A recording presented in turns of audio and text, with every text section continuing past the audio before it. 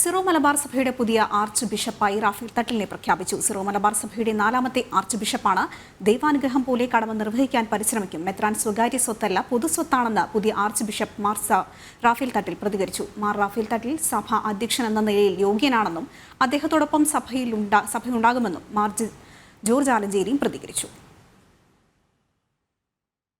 വിവരങ്ങളുമായി കിരൺ കുമാർ ചേരുന്നുണ്ട്. കിരൺ, ഇപ്പോൾ പുതിയ സഭാ അധ്യക്ഷനെ നിയമിച്ചിരിക്കുകയാണ്. വിശദാംശങ്ങൾ.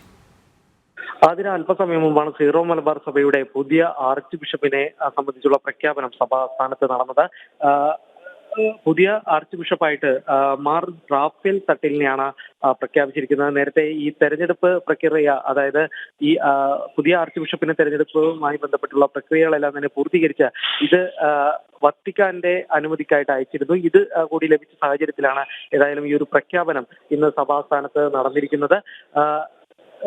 ഈ ഷംഷാബാദ് രൂപതയുടെ അധ്യക്ഷനായിരുന്ന ബിഷപ്പായിരുന്ന ആളാണ് റാഫേൽ തട്ടിൽ. ഇദ്ദേഹത്തെയാണ് 4ാമത്തെ അധ്യക്ഷനായിട്ട്, സഭാധ്യക്ഷനായിട്ട് തെരഞ്ഞെടുത്തിരിക്കുന്നത്. ഏതായാലും വിവാദ വിഷയങ്ങൾ, അതായത് സീറോ മലബാർ സഭയിൽ ഉണ്ടായിട്ടുള്ള വിവാദ വിഷയങ്ങൾ അടക്കമുള്ള കാര്യങ്ങളിൽ താൻ ഇപ്പോൾ പ്രതികരിക്കാനില്ല എന്നുള്ളൊരു കാര്യമാണ് അദ്ദേഹം അറിയിച്ചിരിക്കുന്നത്. എല്ലാ ആളുകളെയും, എല്ലാ വിഭാഗം ആളുകളെയും ഒരുമിച്ച് ചേർത്തുകൊണ്ടുള്ള പ്രവർത്തനമായിരിക്കും, അത്തരത്തിലുള്ള ഒരു മുന്നോട്ട് പോകായിരിക്കും താൻ ആഗ്രഹിക്കുന്നത് എന്നുകൂടി ഏതായാലും പുതിയ ബിഷപ്പ് പ്രതികരിക്കുകയുണ്ടായി. കിരൺ, ഈ സ്ഥാനാരോഹണ ചടങ്ങുകൾ സംബന്ധിച്ച വിവരങ്ങൾ ലഭ്യമായിട്ടുണ്ടോ?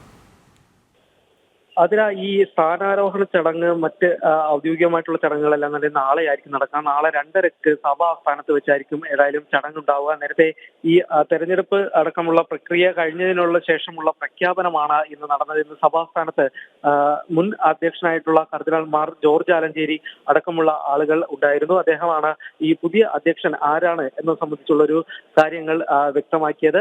53 ബിഷപ്പുമാര് ചേർന്നിട്ടുള്ള ഈ ബിഷപ്പ് സിനഡ് ആണ് ഇത് സംബന്ധിച്ചുള്ള ഒരു തെരഞ്ഞെടുപ്പ് നടത്തിയത്. കഴിഞ്ഞ 4 ദിവസമായിട്ട് സിനഡ് യോഗം കൊച്ചിയിൽ പുരോഗമിക്കുകയായിരുന്നു.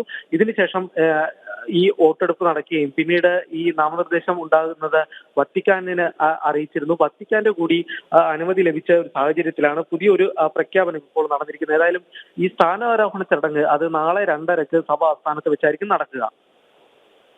ശരി, കിരണാണ് വിശദാംശങ്ങൾ നൽകിയത്.